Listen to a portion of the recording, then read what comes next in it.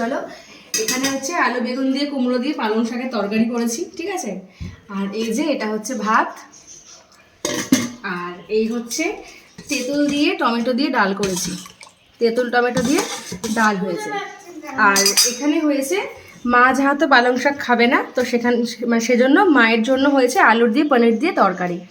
মা তেঁতুল দিয়ে ডাল খাবে না বলে মায়ের জন্য ডাল সেদ্ধ এখানে তুলে রেখেছি, টমেটো দিয়ে ডাল সেদ্ধ করে। আর এখানে হচ্ছে ডিম কষা, ঠিক আছে। আজকে আমার খুব কষা কষা ডিম খেতে ইচ্ছা করছিল, তো সেই জন্য ডিম কষা করেছি।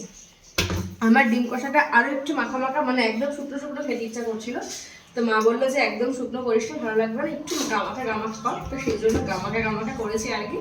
তো এই হচ্ছে আজকে আমাদের বাড়ির মেনু। আর মাছ আনেনি, কারণ মাছ কেউ খেতে পারছে না, আর মাছ সত্যি খেতে ইচ্ছা করছে না।